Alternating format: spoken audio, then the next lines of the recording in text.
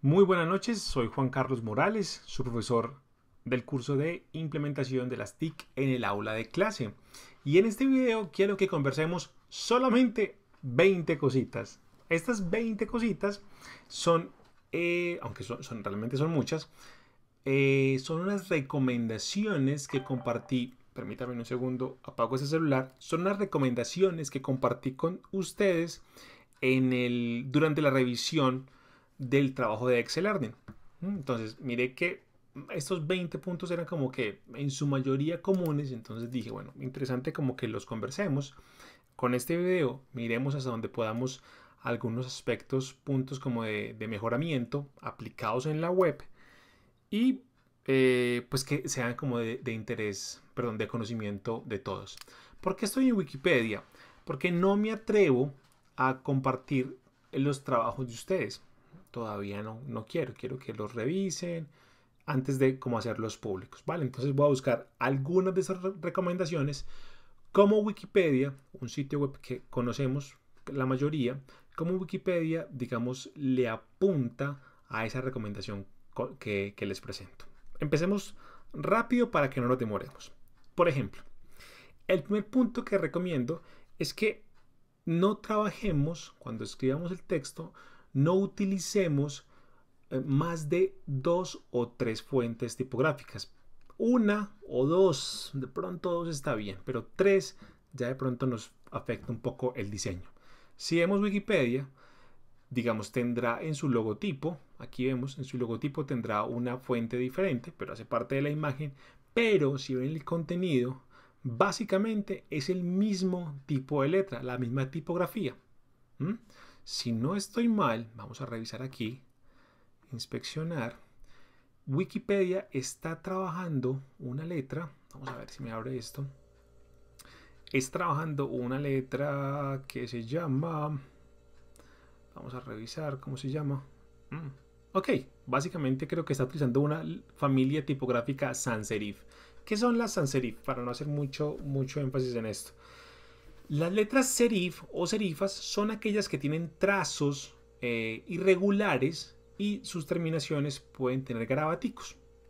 En cambio, si vemos las letras sans serif o sin serifas, son esas letras con trazos regulares y terminaciones, digamos, sin garabatos.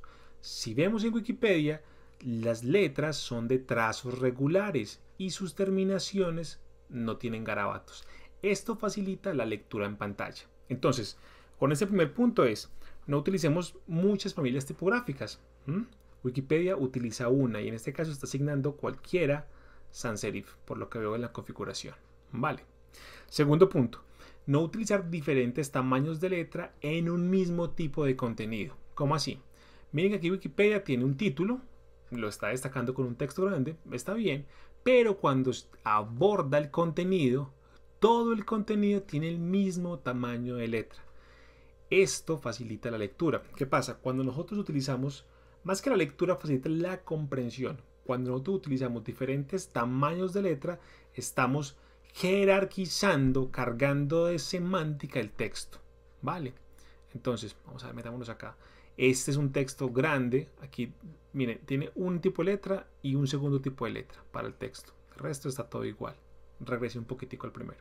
Pero todo el texto está en el mismo tipo de letra. ¿Vale? Utiliza estos se llaman superíndices, quizás un poco más pequeños, pero para indicar que son superíndices. ¿Vale? Bien, tercer punto, un buen uso de títulos, subtítulos, listas, negritas. Si miramos, Wikipedia utiliza las negritas para destacar algunos conceptos. Utiliza título, así, grande, utiliza subtítulos y utiliza, vamos a llamarlo, intertítulos. Entonces, fácilmente el usuario puede, digamos, conocer, comprender la jerarquía del texto. Entendemos que distribución hace referencia a este subtítulo que se llama distribución y ecología y a su vez este es, digamos, hijo de este título que es mormiroidea, que no tengo idea, yo no sé por qué me metí ahí, pero bueno. Entonces miremos que con esos tamaños de letra y haciendo buen uso de títulos, subtítulos, intertítulos y listas, se comprende mejor el texto. ¿Qué son las listas? Por ejemplo, esto. Esta es una lista ordenada, A, B, C. Otra lista, bueno, creo que aquí, miren estas listas, es mucho más comprensible. Cuarto punto, galería de imágenes versus imágenes. En algunos casos vi que se utilizó el iDevice de galería de imágenes para solamente publicar una imagen, lo cual no es correcto. La galería de imágenes hace referencia a una colección de ellas. Cuando queramos solamente utilizar o insertar una imagen, pues utilicemos el iconito del editor, que es solamente para imagen. Después, si quieren, hacemos un video con más detalle de Excel Learning. Ahorita, como es tan amplio, quiero abordar muchos temas de una manera rápida. Bien, 1, 2, 3, 4, 5. Intención y discurso didáctico. ¿A qué hago referencia con esto? Estuve leyendo y somos muy formales, por decirlo así, como con la exposición del texto. Eso me preocupa porque quizás podemos alejar un poco al estudiante. Pero ahí viene un asunto y es, tendríamos que tener un análisis demográfico de nuestra audiencia. Me explico. Si nosotros estamos viendo contenidos, voy a poner un ejemplo muy rápido, contenidos para un doctorado, quizás debamos ser muy formales. Pero si nuestros contenidos son para bachillerato y nuestra materia es quizás, no sé, expresión oral, se me ocurre, estoy haciendo ejemplos rápidos, nuestro discurso es posible que no sea tan formal. Entonces, en general, vi unos discursos muy formales, parecían escribiendo libros. Y no sé, eso de pronto es para reflexionar, no estoy diciendo que esté malo, pero es para reflexionar. Esto puede distar un poco de esas estrategias didácticas. La idea es cuál. Es que los estudiantes, que los lectores de nuestros recursos se conecten con el contenido y la experiencia sea mucho más satisfactoria. Y lo otro, con el tema pedagógico didáctico, hace referencia a que no solamente escribamos en texto, sino que también escribamos en imágenes. ¿Cómo así?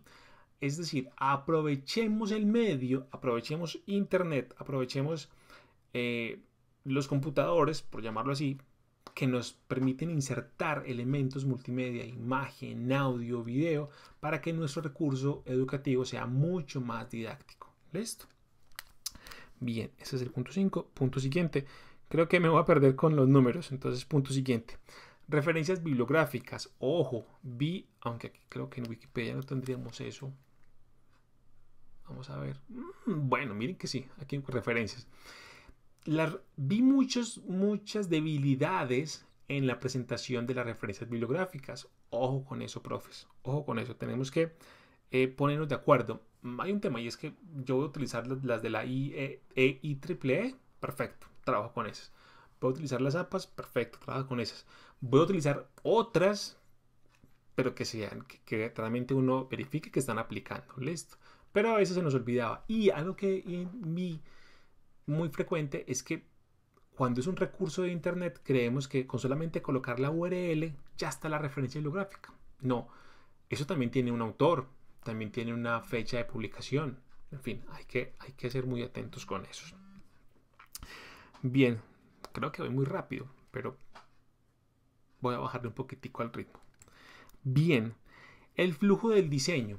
En algunos casos, muy poquiticos, vi que las imágenes excedían el tamaño de la cajita.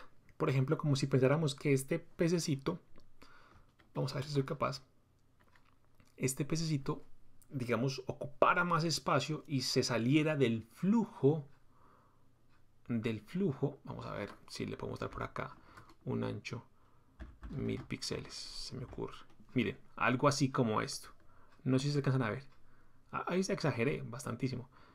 Vamos a colocarle como 500 píxeles para que miremos. Miren. Pero pasaba esto. Que la imagen la insertaban y rompía el flujo. No sé qué se hizo. Se me fue para otra parte. Pero creo que hay que ver el ejemplo pues.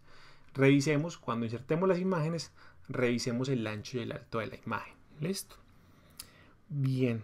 Y también con las tablas. Hubo tablas que excedían el área de contenido y se veía muy maluco. Entonces, para que revisemos eso. Punto súper importante, la ortografía y la puntuación. En general hay muy buena ortografía, y buena puntuación, pero se iban algunos punticos. Se nos olvidaba que la pregunta abre con el signo de pregunta, entonces parecíamos hablando en inglés. Se nos olvidan algunas tildes en las preguntas. ¿Qué, quién, cómo, cuándo, dónde, por qué y para qué? Van tildados porque son preguntas. Cuando es pregunta o exclamación. Y se nos olvidaba eso. Y esos pequeños detalles de puntuación y de ortografía pueden dificultar la comprensión de lectura. Entonces, muy atentos, porfa, con eso. Siguiente.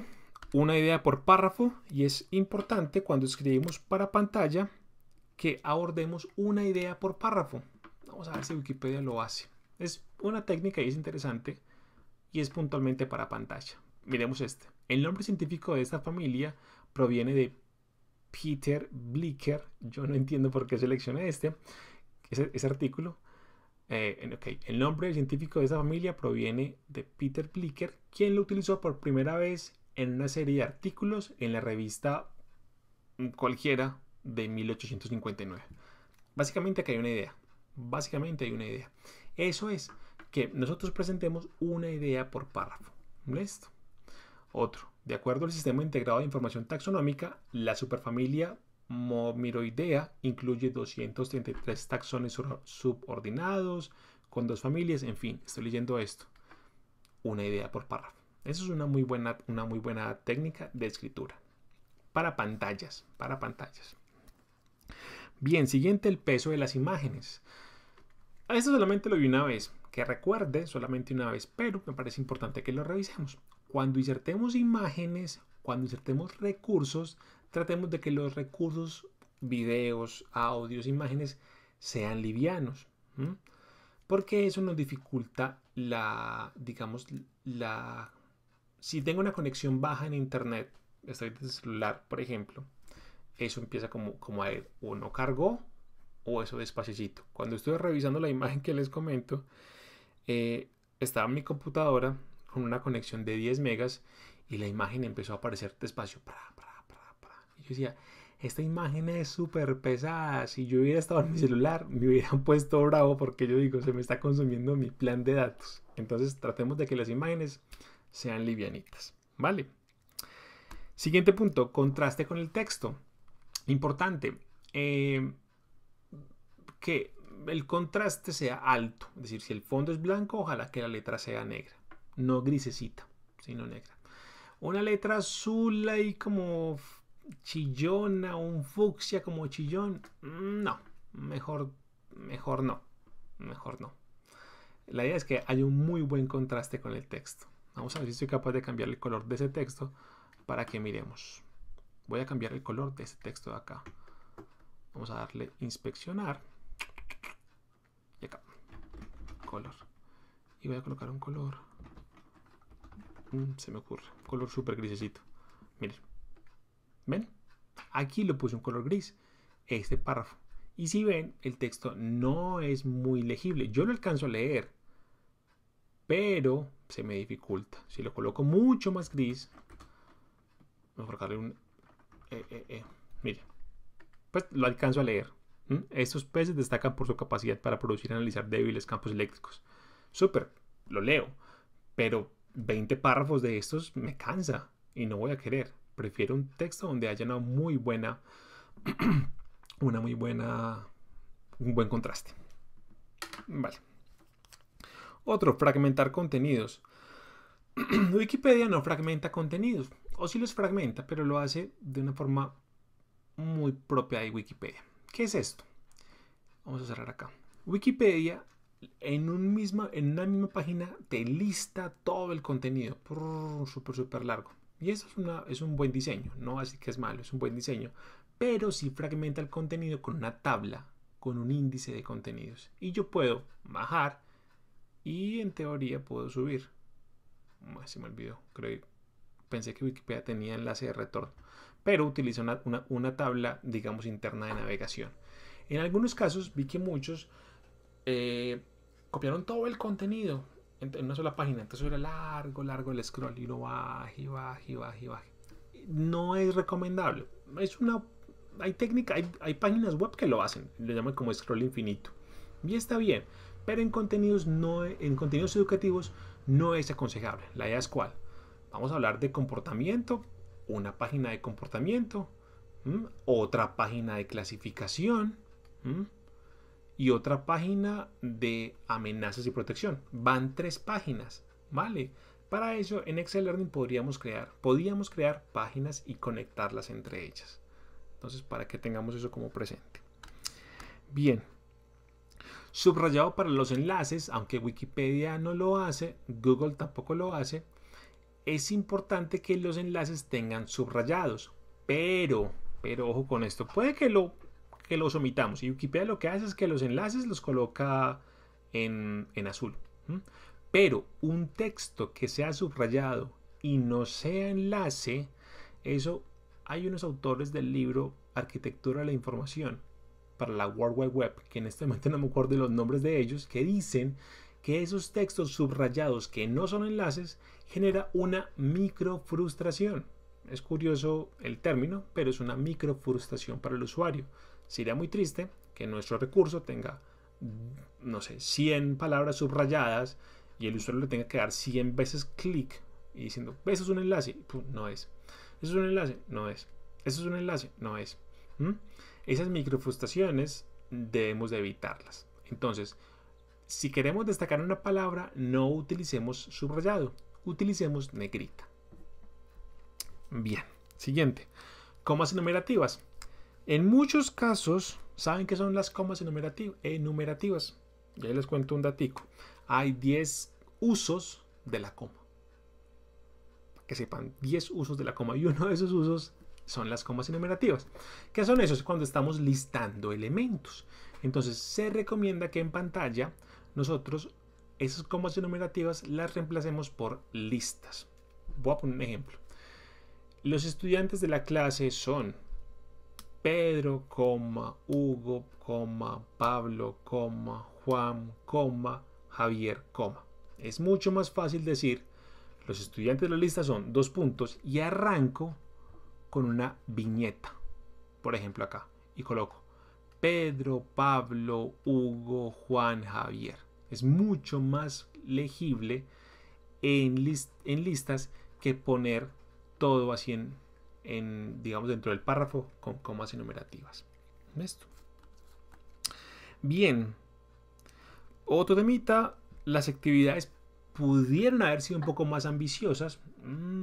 Algunos copiaban 1, 2 preguntas, 3 preguntas. Podemos haber hecho muchas más. Me hubiera gustado ver un poquitico actividades autoevaluativas mucho más ambiciosas. Otro, imágenes legibles. Y aquí tengo este pececito que me va a servir. Si ven, este pececito aquí abajo, en teoría, tiene un texto que yo no alcanzo a ver ni con mis super gafas. Tiene la opción de que puedo expandirlo y así Petroceplalius Bain del Cairo. Ok, aquí puedo verlo, es mucho más fácil, pero hubo compañeros que colocaron la imagen y no se leía. Entonces las imágenes también deben ser legibles, ¿vale? El alto de los frames, este no lo tengo acá, pero en algunos casos nosotros podíamos, ¿recuerdan el video que expliqué Excel Learning? Rápidamente, inserté como un marquito con mi blog. Como que metíamos una página dentro de nuestro recurso. Cuando lo insertamos, algunos marcos, eso se llama marco, eran muy pequeños, no eran altos. El ancho estaba correcto, pero la altura estaba muy chiquitica. Recomiendo es que le demos más espacio para que la lectura de esa página que está inserta dentro de nuestro recurso sea mucho más fácil. Entonces queda como chiquitico ahí y uno no alcanzaba a leer. Démosle más espacio. Este es súper importante. Me recuerda mucho a trabajos del colegio y de la escuela. Hay que marcar los trabajos. Aunque solamente vi uno, hay que marcar los trabajos. Pero también les recomiendo a todos que cuando me manden los archivos, dentro del archivo me coloquen, pues en el nombre del archivo también me coloquen su nombre, su apellido. Porque todos decían actividad 3, actividad 3, actividad 3. Entonces me tocó bajar uno por uno, renombrarlo, descomprimirlo. y se me dificultó un poco el trabajo. Hubo un momento en que me tocó bajar como 5 otra vez, porque me quedaron todos en actividad 3 y yo, Dios, ¿quién es quién? Entonces les recomiendo que 1, los trabajos los marquemos dentro del contenido y 2, el nombre del archivo también que lleve nuestro nombre. Entonces, por ejemplo, actividad 3, juancarlosmorales.zip. Actividad 1, juancarlosmorales.doc, por ejemplo. Esto, importante. Nos faltan 2. Pertinencia al recurso, lupa. Pues esto quiere hacer referencia a que en algunos vi que utilizaban un recurso de lupa.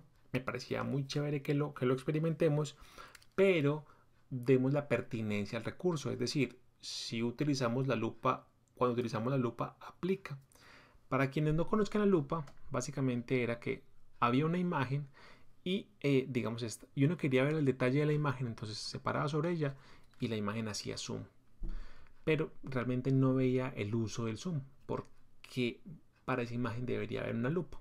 Lo que voy a decir es, cuando utilicemos los iDevice, miremos la pertinencia del iDevice. No solamente es como publicar ahí un objeto interactivo porque sí, porque es muy chévere. No, pertinencia pedagógico didáctica.